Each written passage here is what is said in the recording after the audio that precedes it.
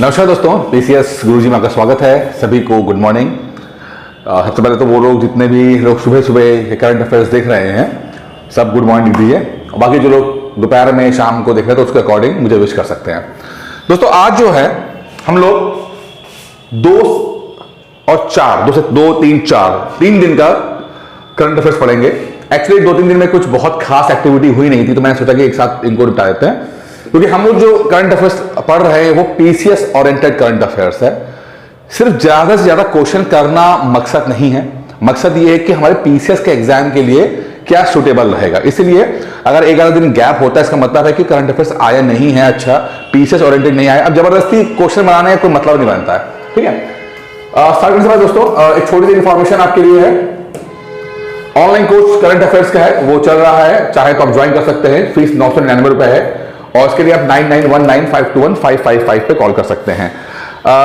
शुरू से पहले एक चीज और भी है, जो लोगों ने चैनल सब्सक्राइब नहीं किया, क्योंकि बहुत कम लोग चैनल सब्सक्राइब कर रहे हैं, प्लीज चैनल को सब्सक्राइब कीजिए, वीडियो को लाइक कर दीजिए, जिससे कि बाकी लोग भी इस वीडियो को देख सके। ओके, बहुत इंपॉर्टेंट है, इंपॉर्टेंट क्वेश्चन क्या बोल रहा है। वेसिनार एग्रीमेंट, एक एग्रीमेंट हो रहा है, वेसिनार का एग्रीमेंट हुआ है। Which was seen in news is associated with which field? कहता है किस फील्ड से संबंधित है ये वेसिनार एग्रीमेंट। आंसर है कन्वेंशनल वेपन। कन्वेंशनल वेपन ये क्या चीज होती है? देखिए वेपन ना 2 तरह के, एक है न्यूक्लियर वेपन और एक है कन्वेंशनल वेपन, ठीक है। एक वेपन होता है न्यूक्लियर वेपन। न्यूक्लियर वेपन से नाम से आ रहा है आपको कि जो भी न्यूक्लियर बम होते हैं उन सबको न्यूक्लियर वेपन कहते हैं। लेकिन एक होता है जैसे कि जो जिसमें न्यूक्लियर बम नहीं लगा है बट सिंपल है, बम है, बम बारूद गोला ये सब है, तो जिसमें न्यूक्लियर एक्टिविटी नहीं है वो सब कन्वेंशनल वेपन्स होते हैं। अब आप देखेंगे कि ज्यादातर खतरा न्यूक्लियर वेपन से होता है लोगों को और इस पर बहुत ज्यादा होता है, लेकिन कन्वेंशनल वेपन भी बड़े खतरनाक हो चुके हैं।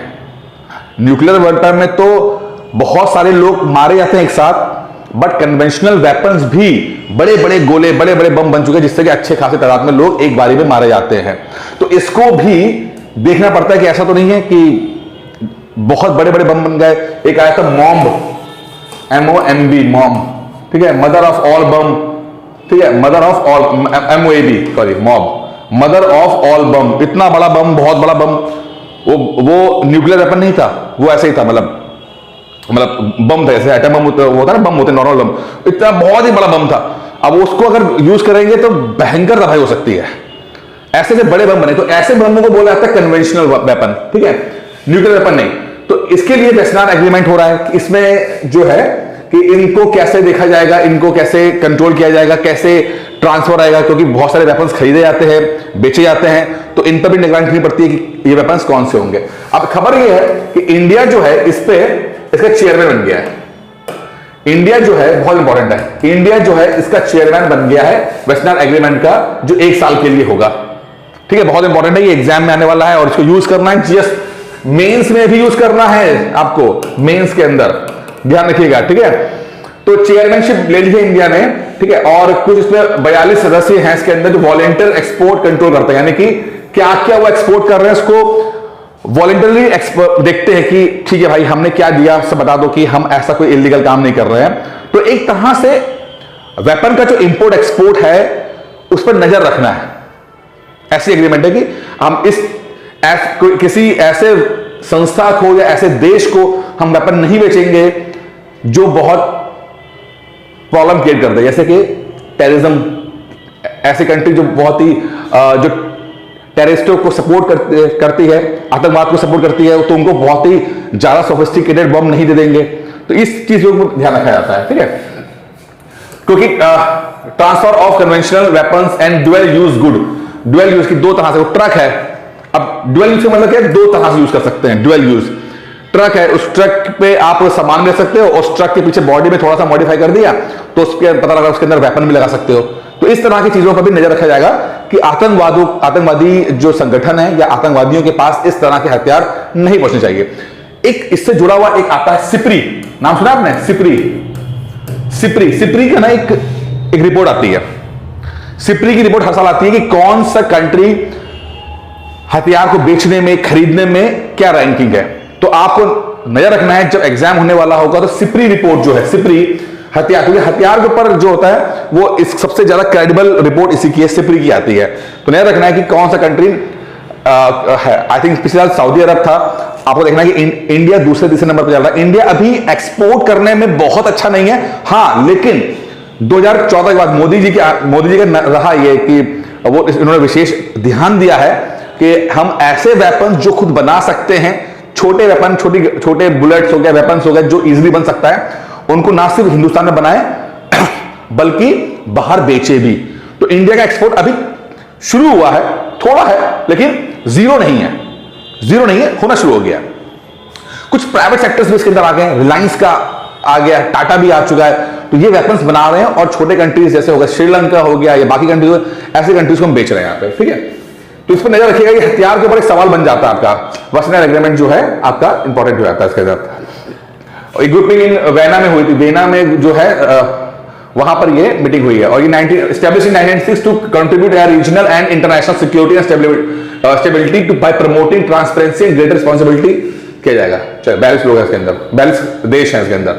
और इसके अंदर कौन कौन सी उस पर रखा जाएगा? Battle tanks, arm fighting vehicles, large calibre artillery, military aircraft, military helicopters, warship, missile system, small arms और लाइट वेपन्स, ये सब पे नजर रखी जाएगी। इस तरह की चीजों पे नजर रखी जाएगी। ये बहुत इंपॉर्टेंट है, ये असल में आपका मेंस का टॉपिक है ये, ठीक है। तो उसको प्री के साथ साथ मेंस में नजर रखिएगा, ये बहुत ही इंपॉर्टेंट है। 2-4 आपको थोड़ा सा मिनट एक्स्ट्रा लिए आपसे। India sign economic development cooperation fund loan agreement for intelligent transport system with which country? Bharat किस देश के साथ इंटेलिजेंट ट्रांसपोर्ट सिस्टम के लिए आर्थिक विकास सहयोग निधि ऋण समझौते पर हस्ताक्षर कर रहा है? तो वो है साउथ कोरिया।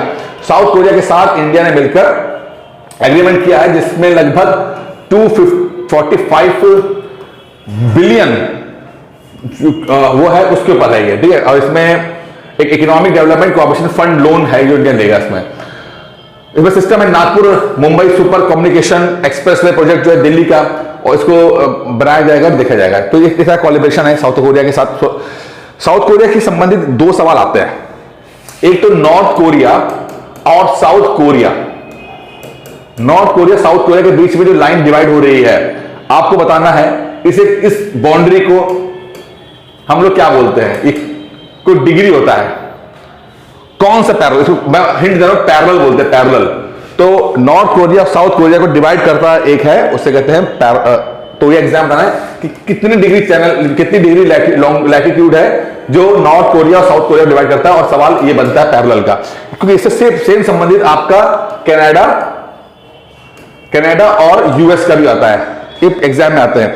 साउथ कोरिया को लेकर एक सवाल और आता है। साउथ कोरिया में लगभग 98% लोग स्किल्ड लेबर हैं। क्या है? Skilled labour. कुछ ना कुछ टेक्निकल चीज आती है, इंजीनियर होंगे, टेक्नीशियंस होंगे। इंडिया में कितना है? 2%, बहुत ज्यादा, 2 से हो सकता है 2-2.5% बस, इससे ज्यादा नहीं है। पूरे हिंदुस्तान में सिर्फ जितने भी लोग हैं, सिर्फ 2% लोग स्किल्ड हैं, यानी कि लगभग 2 से 3 करोड़ लोग जो स्किल्ड हैं, बाकी नॉन स्किल्ड हैं। अब इसको इकोनॉमी पे बहुत ज्यादा असर करता है। लेकिन एक तरफ और देखिए आप, कि एक तरफ तो हम कह रहे हैं कि हमारे पास स्किल्ड लेबर कम है, 2% है, साउथ कोरिया 98% पे आ गया। हमारे इंजीनियरिंग कॉलेज जो हैं वो ज्यादा इंजीनियर्स बनते हैं, उनको जॉब नहीं लगती। एक तरफ कह रहे हैं कि हमारे पास स्किल्ड लेबर नहीं है, और एक तरफ कह रहे हैं कि हमारे पास जॉब लगती नहीं है। क्या दिक्कत है? तो इसका मतलब है इंडस्ट्रीज और कॉलेज के बीच में कोई कम्युनिकेशन नहीं है, कोई साठगांठ नहीं है। कॉलेज अपना कुछ भी पढ़ा रहे हैं 100 साल पुराना, इंडस्ट्रीज अपनी टेक्नोलॉजी पे लेकर आया हुआ है। कोई भी कोलैबोरेशन नहीं होने के कारण कोई भी ना तो हम इतना कम स्किल्ड लेबर होते हैं, और जो लोग निकलते भी उनको नौकरी नहीं मिलती है। तो जब तक कॉलेज इंडस्ट्रीज के साथ कोलैब नहीं करेंगे, मिलेंगे नहीं, इंडस्ट्री ओरिएंटेड पढ़ाएंगे नहीं, कभी बेरोजगारी खत्म नहीं होगी। अब ये कहां इस्तेमाल करना है? मेंस, ऐसे यहां पर इस्तेमाल करना। कब सिलेक्शन होता है यार पीसीएस का? वनडे थोड़ी एग्जाम देने जा रहे हो। जब तक हर इंफॉर्मेशन को आप 10 जगह इस्तेमाल ना कर पाओ, पढ़ना बेकार है। पीसीएस ऐसे नहीं बनते हैं। चलिए कुछ फैक्चुअल देख लेते हैं। नागालैंड के अंदर एक बड़ा फेमस एक फेस्टिवल आता है जिसे हॉर्नबिल फेस्टिवल कहते हैं। ये एग्जाम में फैक्चुअल जीके वाला सवाल आपको मिल जाएगा, स्टार्ट हो चुका है।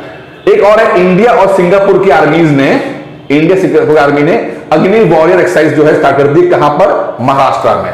अग्नि और दियोलाली में इंडिया और सिंगापुर ने एक, उनकी आर्मी ने अग्नि वॉरियर एक्सरसाइज स्टार्ट की है महाराष्ट्र दियोलाली में। आर्मी ने एक्सरसाइज होती है, आर्मी है, एयरफोर्स है, नेवी है, क्या है ये आपको ध्यान देना है, कंफ्यूज नहीं होना है, क्योंकि इंडिया सिंगापुर के नेवी कुछ और एक्सरसाइज कर रहे हो।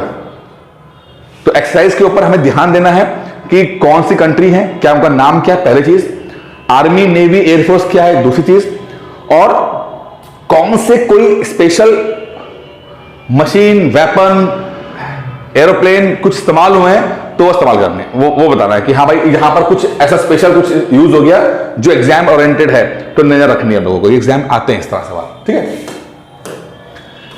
एडवांस लाइट हेलीकॉप्टर MK3, ये जहाज है, हेलीकॉप्टर है, एडवांस लाइट हेलीकॉप्टर MK3, इसका स्क्वाड्रन जो है इंडियन कोस्ट गार्ड ने कमीशन किया है चेन्नई के अंदर। यानी कि चेन्नई के अंदर इंडियन कोस्ट गार्ड कौन से होते हैं? ये हमारी कोस्ट होती है ना, ये कोस्ट, तो ये इनकी सुरक्षा करने के लिए यहां पर क्या हो रहा है, कोई इलीगल सप्लाई तो नहीं हो रही है, ठीक है। इस तरह से ये हेलीकॉप्टर रखते हैं नजर रखने के लिए कि इलीगल ट्रेड तो नहीं हो रहा है, कोई टूरिस्ट चला गया, कोई मछुआरा चला गया तो उसको बचाने के लिए। ये लड़ते नहीं है, बल्कि थोड़ा इनका लड़ने का उस लेवल का नहीं है जैसा नेवी का है, वैसा नहीं है, सुरक्षा का नजर रखने का ज्यादा रहता है, ठीक है। तो वहां पर एडवांस लाइट हेलीकॉप्टर MK3 जो है, उसका स्क्वाड्रन जो है, स्क्वाड्रन में मतलब अब हो सकता है कि 10, 15, 20 जितने भी हेलीकॉप्टर हो उसको किया गया है, इंडक्ट किया गया है, ठीक है। India to assume chairmanship of western agreement, ठीक है, पढ़ लिया, ये सब पढ़ लिया। Government launch nationwide campaign to promote digital life certificate. जो लोग पेंशनर हैं, पेंशनर, उनका डिजिटल लाइफ सर्टिफिकेट सरकार बनाने की प्रमोट करने की कोशिश कर रहा है कि भाई सर्टिफिकेट मुझे पता लग जाए कि मर गया, जिंदा की मर गया, पता लगा कि कोई व्यक्ति मर गया है और पेंशन दी जा रही है उसको, ठीक है। आजकल बड़ा हंगामा चल रहा है, कुछ लोग कह रहे हैं कि पुरानी पेंशन को लागू कर दो, पुरानी जो पेंशन है 2004-05 से नया सिस्टम NPS आया, न्यू पेंशन स्कीम आई है। अब पता नहीं आपको पता है कि नहीं पता क्या चीज है, न्यू पेंशन स्कीम क्या होती है, ओल्ड पेंशन स्कीम क्या है, कुछ पता है लोगों को इसके बारे में? पता है तो बताइएगा, नहीं पता तो लिख दीजिएगा, नहीं पता सर कि नई पेंशन स्कीम क्या है। और आप लोग जो पीसेस बनोगे ना, आपको NPS के तरह उस पर बनेगा, क्योंकि 2004 के बाद जितने रिक्रूटमेंट हुए हैं वो सब NPS के माध्यम से हुए हैं। तो आपको पता होना चाहिए NPS का फायदा क्या है, क्योंकि ये ना सवाल फिर से कई स्टेट से चुनाव होने वाले हैं तो उठ रहा है। कांग्रेस सरकार खास उठा रही है कि हम पुराने पेंशन स्कीम पे जाएंगे, तो फायदा क्या है, नुकसान क्या है, पुराने ओल्ड पेंशन स्कीम का फायदा क्या था, नुकसान क्या था, लोगों की क्या प्रॉब्लम्स हैं, लोग क्या चाहते हैं, सरकार की प्रॉब्लम क्या है, इन सब पे ध्यान रखना है हम लोगों को। तो ये इकोनॉमी का अच्छा टॉपिक है, थोड़ा ध्यान रखिएगा। हरियाणा में गीता महोत्सव कुरुक्षेत्र में है, ये मैं पहले पढ़ा चुका आपको, स्टार्ट हो गया गीता महोत्सव। उत्तराखंड ने पास किया एक बिल, क्या बिल पास किया है कि भैया एंटी कन्वर्जन लॉ, जो कि बहुत सख्ती से लागू किया जा रहा है, उसको जेल मिलेगी अगर कोई फोर्स कन्वर्जन होता है, यानी कि जबरदस्ती बना दिया गया, बहला फुसला के, मार पीट कर, डरा धमका कर धर्म चेंज करा दिया गया, या मास कन्वर्जन यानी कि 50-50, 100-100 लोगों को एक साथ कर दिया गया। Conversion is very hot topic, और चूंकि 2024 में इलेक्शंस हैं, आप अगले 1.5 साल खूब कन्वर्जन सुनते रहोगे, बहुत सारा कुछ आपको सुनने को मिलेगा, मसाला देखने को मिलेगा। हाँ, लेकिन प्रॉब्लम है, नो डाउट, इसमें कोई समस्या नहीं है, प्रॉब्लम सचमुच है, कुछ स्टेट्स बना भी रहे हैं, लेकिन इस पे अच्छी खासी पॉलिटिक्स भी होती है, नजर रखिएगा इसके ऊपर। तो आपको पॉलिटिक्स छोड़कर जो कंटेंट है उस पर ध्यान देना है कि एग्जाम के हिसाब से क्या पूछा जाएगा। इकोनॉमी के ऊपर है, एक ना नया डीजी यात्रा स्टार्ट की है, नया बहुत अच्छी चीज है कि आप एयरपोर्ट पे जा रहे हो। ज्योतिरादित्य सिंधिया ने लॉन्च किया इसको, जो कि union minister of civil aviation है। उन्होंने contactless processing of passenger, contact माने कि आप एयरपोर्ट में गए, अब आप में से कितने लोग एयरपोर्ट जा चुके हैं, तो होता है कि आपको अपना आइडेंटिटी दिखानी पड़ती है, ठीक है, कि आप क्या हो, कार्ड दिखाओगे तो एक कांटेक्ट हो रहा है, नहीं होगा कि मशीन लगी होगी, आप जाएंगे, मशीन देखेंगे, आपका चेहरा पढ़कर उसका आपका डेटा आ जाएगा, और बिना किसी को टच किए, बिना कोई इसका इन्वॉल्वमेंट हुए, अगर वो पास कर देगा, दरवाजा खुल जाएगा, आप चले जाओगे। अगर कुछ आपका उसको मशीन को चेहरा पसंद नहीं आया, कुछ आपने डेटा वेटा कुछ गड़बड़ कर रखा, कुछ इन्फॉर्मेशन गड़बड़ है, तो CISF के लोग आएंगे 4-5, तो आपको कोने में लेके जाएंगे। ठीक है, बहुत अच्छी चीज है। अभी सिर्फ तीन एयरपोर्ट पे स्टार्ट किया जा रहा है, बाद में धीरे धीरे बाकी देश में लागू होगा ये। ठीक है, फेशियल रिकॉग्निशन टेक्नोलॉजी। इसलिए दिक्कत है कि महिलाएं लोग जो मेकअप ज्यादा मार के आ जाएगी तो पता लगा कि वो मशीन पकड़ ही ना पाए, इसकी संभावना भी बहुत ज्यादा है। वर्ल्ड एड्स डे ऑब्जर्व किया जाता है हर साल दिसंबर 1 को, और इस बार का जो थीम है या स्लोगन है उसका नाम है इक्वलाइज। देखिए बहुत अच्छा बनाया हुआ है, बहुत अच्छा। वर्ल्ड एड्स डे 1 दिसंबर को मनाते हैं और इक्वलाइज जो है सबको बराबरी कर रहा है। बहुत अच्छा, बहुत खूबसूरत है ये, वेरी गुड। मुझे बहुत पसंद आया ये इसका जो ये बनाया जो है। ठीक है, एड्स के ऊपर फुल फॉर्म पता है हम लोगों को, बता देना मुझे। अब आपको ये बताना है कि ये वायरल डिजीज है या बैक्टीरियल डिजीज है। वायरल डिजीज है कि बैक्टीरियल डिजीज है, बता देना मुझे नीचे, आता है एग्जाम में कि वायरस से होती है कि बैक्टीरिया से होती है।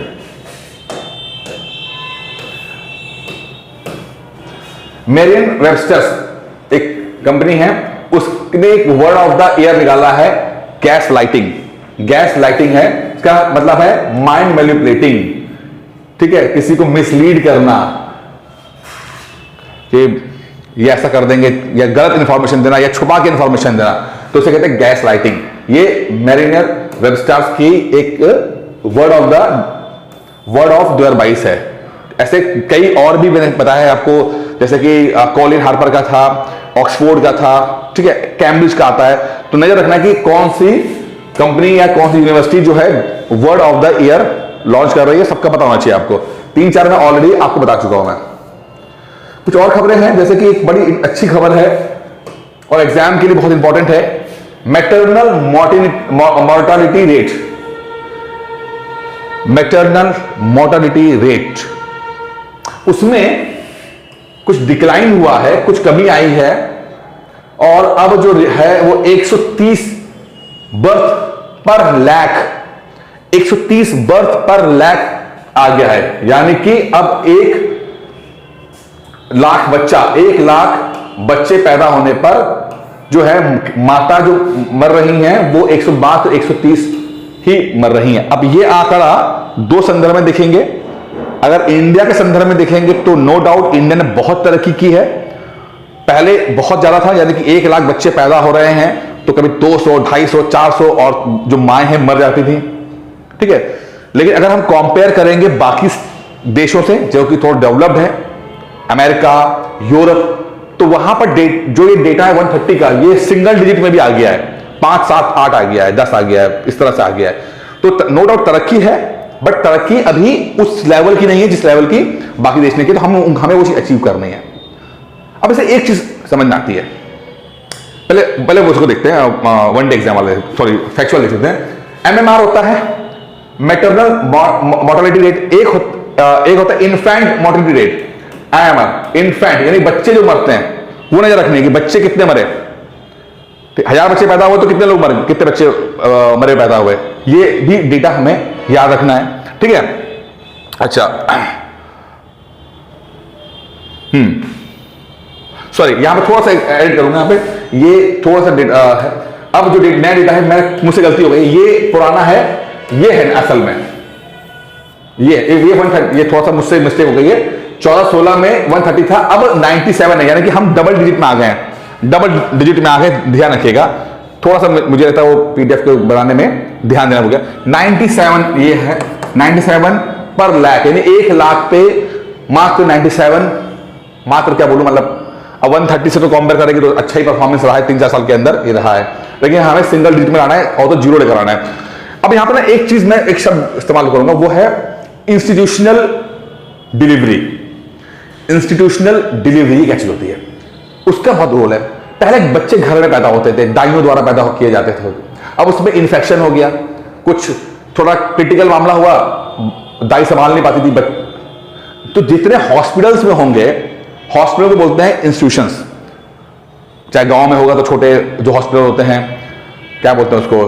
ठीक है, और बड़े शहर में आ गए तो बड़े हॉस्पिटल हो गए।